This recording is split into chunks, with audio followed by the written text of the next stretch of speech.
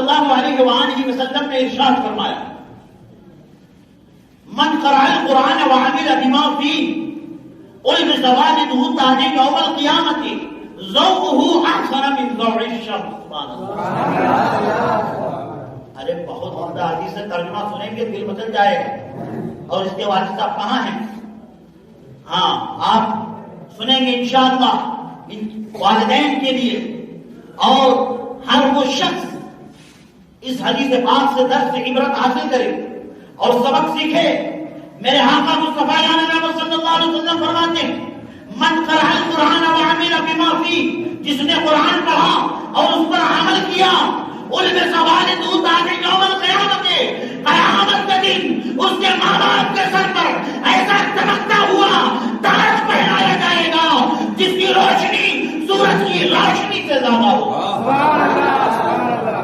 ماں باپ، اس کے ماں باپ عرض کریں گے رب کی بارگاہ میں، اے پروردگار یہ تاج جو ہمارے سروں پہ چمکایا گیا، ہمارے سروں پہ سجایا گیا، اس کا کس وجہ سے سجایا گیا؟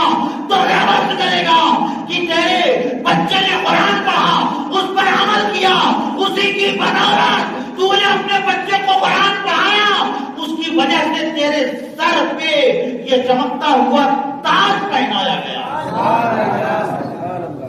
اس لیے اپنے بچوں کو قرآن کی تعلیم سے آراستہ کرو، قرآن کی تعلیم دو.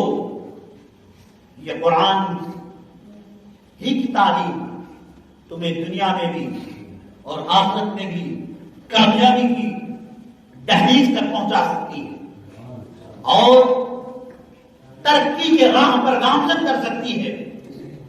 قرآن کے اندر ہر خوش و تر کا بیان ہے، قرآن کے اندر شمس و قمر کا بیان ہے، قرآن کے اندر شجر و حجر کا بیان ہے، پوری کائنات کا قرآن کے اندر بیان موجود ہے.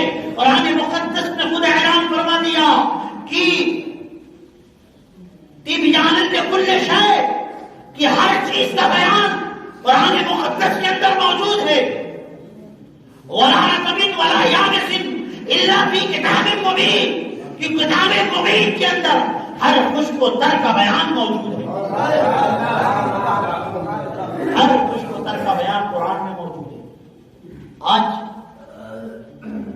آج جو ریسرچ ہو رہی ہے نا، آج جو ٹیکنالوجی ہے، دنیا نے کافی ترقی کر لی. جو ٹیکنالوجی ہے آج کے قرآن سے سارے مسائل حل ہوتے ہیں، مگر ہماری وہاں تک رسائی ہے. قرآن میں ہر چیز کا بیان ہے. صحابہ کرام قرآن سے سارے مسائل کا اخذ کرتے تھے، نبی پاک علیہ السلام کی سنت مبارکہ سے مسائل کو اخذ کرتے تھے. اس لیے بس آپ کیجیے کہ قرآن سے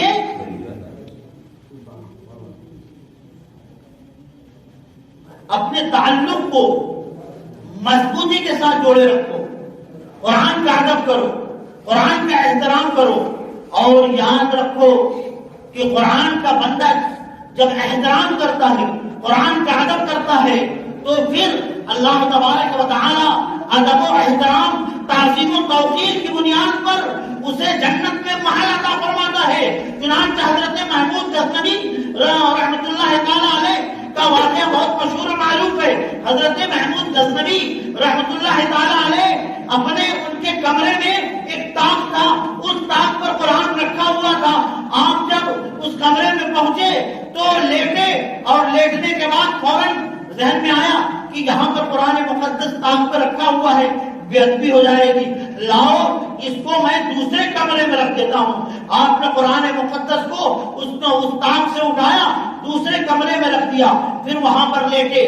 پھر ان کے ذہن میں یہ خیال آیا کہ یار یہ بھی بے ادبی ہوگی کہ میں لیٹنے کے لیے قرآن کو اٹھا کر دوسری جگہ رکھ رہا ہوں. ایسا کیوں نہ ہو کہ قرآن اپنی جگہ پر رہے، میں ہی چلا جاؤں دوسری جگہ سونے کے لیے، لیٹنے کے لیے.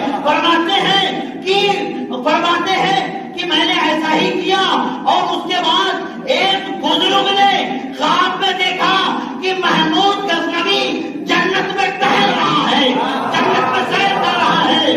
تو میں وہ محمود غزنوی کے پاس آئے اور کہا کہ محمود غزنوی تمہارا کون سا ایسا عمل ہے جس عمل کی بنیاد پر میں نے دیکھا کہ تم جنت میں ٹہل رہے ہو؟ تو محمود غزنوی نے کہا کہ قرآن کا میں احترام کرتا ہوں، قرآن کا ادب کرتا ہوں۔ تو اس بزرگوں نے فرمایا بس بات سمجھ میں آ گئی کہ قرآن کے احترام کی بنیاد پر، قرآن کے تعظیم کی بنیاد پر اللہ نے تجھے جنت میں بحال عطا فرمایا۔ اس لیے قرآن کا احترام کرو، قرآن کی تعظیم کرو، قرآن پڑھو، اپنے بچوں کو پڑھاؤ، اپنے بچوں کو سکھاؤ۔ میرے آقا مصطفیٰ جان رحمت صلی اللہ علیہ وسلم فرماتے ہیں ادبوا اولادکم علی ثلاث خصال حب نبیکم وحب اہل بیتہ وتلاوت القرآن۔ آقا نے فرمایا اپنے اولاد کو 3 چیزوں کا ادب دو، 3 چیزوں کی تعلیم دو، 3 طریقہ سکھاؤ۔ حب نبیکم، سب سے پہلے اپنے بچوں کے دلوں میں نبی کی محبت ڈالا دو، اور دوسری وہ حب اہل بیت ہی، اور اہل بیت کی محبت ان کے دلوں میں سجا دو۔ اہل بیت سے محبت کریں۔ جب بندہ اہل بیت سے محبت کرتا ہے تو اہل بیت یہ نوح علیہ السلام کے کشتی کی طرح ہے کہ جو نوح علیہ السلام کی کشتی پر سوار ہوا اس نے نجات پالی۔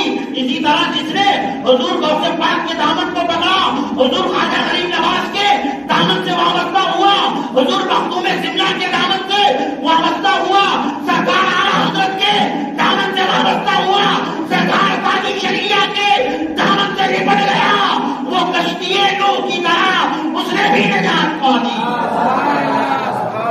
وہ بھی کامیاب ہو گیا، وہ بھی کامیاب ہو گیا۔